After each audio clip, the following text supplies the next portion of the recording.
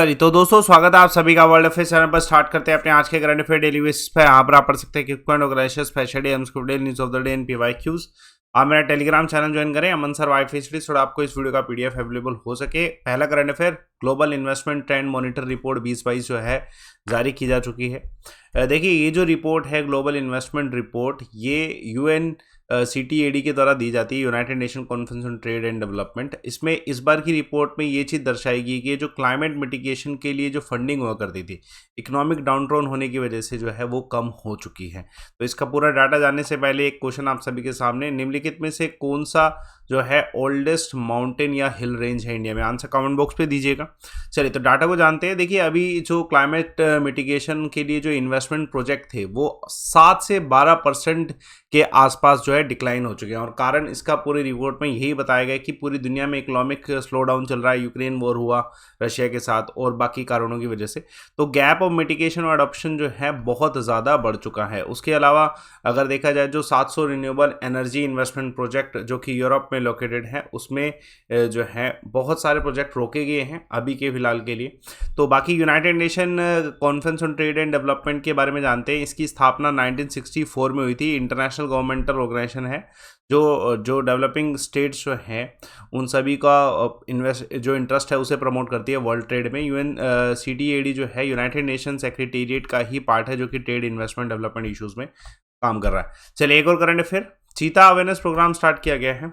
देखिए जो चीता अवेयरनेस प्रोग्राम है ये किसने स्टार्ट किया? National museum of natural history के द्वारा स्टार्ट किया गया है। इसकी स्थापना 1972 में जो है हुई थी। इसका ये जो इंस्टीट्यूशन है ये एनवायरमेंटल एजुकेशन के ऊपर जो है फोकस करता है।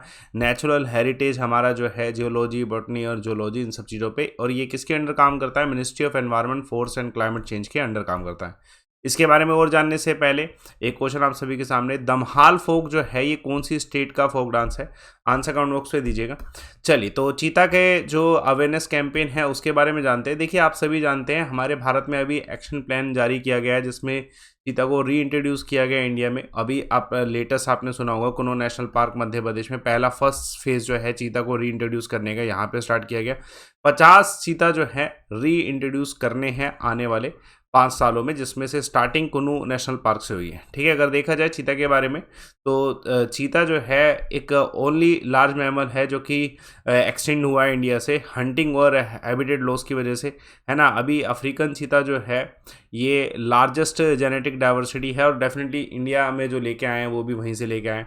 कुछ ऐसी लोकेशन बता देते हैं जिसमें चीता के कंजर्वेशन में काम कर रहा है। पहले निर्दोई wild life sanctuary Madhya Pradesh, Gandhi Sagar wild life sanctuary Madhya Pradesh, Shahgarh जो जैसलमेर में है राजस्थान में, उसके अलावा मुकुंदारा टाइगर रिजर्व। ठीक है, यहाँ पे भी जो है चीता का कंजर्वेशन साथ में चल रहा है राजस्थान में। चलिए पहला करंट अफेयर आप सभी के सामने, हाल फिलहाल में कौन सी कंट्री है जहाँ पे United nation security council counter terrorism meeting जो है की गई थी? डेफिनेटली ये जो है मीटिंग इंडिया में की गई, क्योंकि इस साल और जो है कुछ सालों तक इंडिया को टेररिज्म के लिए जो है काउंटर टेररिज्म की मीटिंग के लिए प्रिसाइड करने के लिए कहा गया।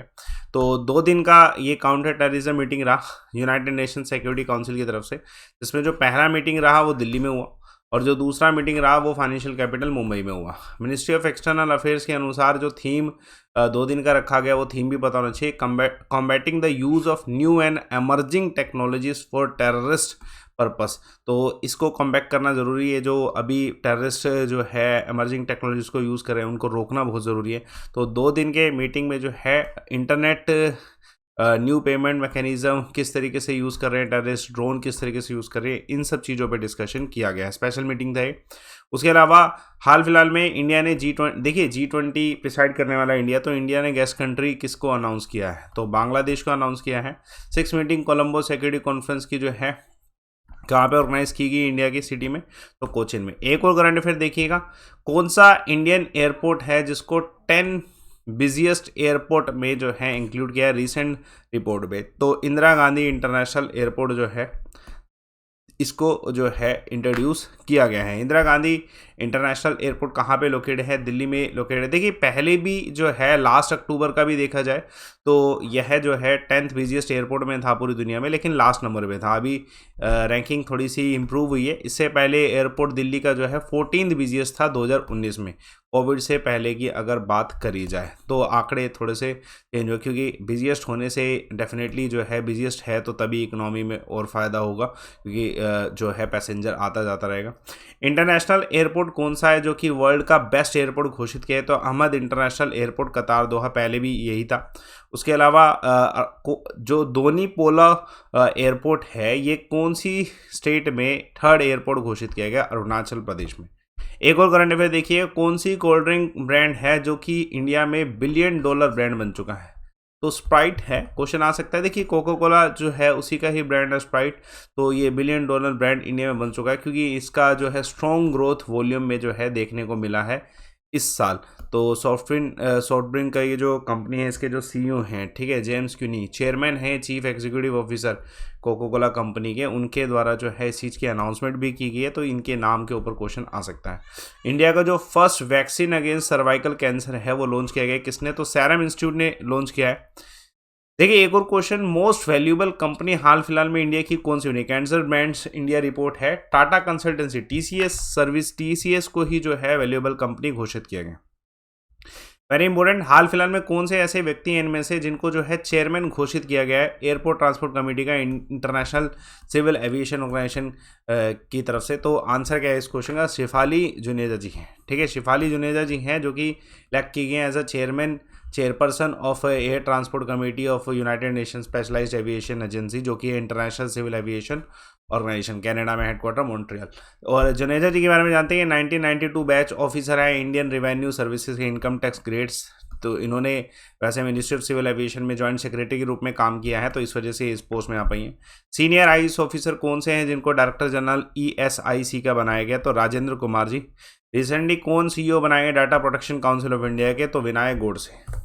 कल एक सवाल पूछा गया था आपसे, नॉन कॉर्पोरेशन मूवमेंट कब लॉन्च हुआ? तो ज्योति स्टूडेंट के द्वारा जो है सब कुछ सही, तीनों आंसर सही बताए गए। आंसर जो है 19-20 बताया गया सही आंसर।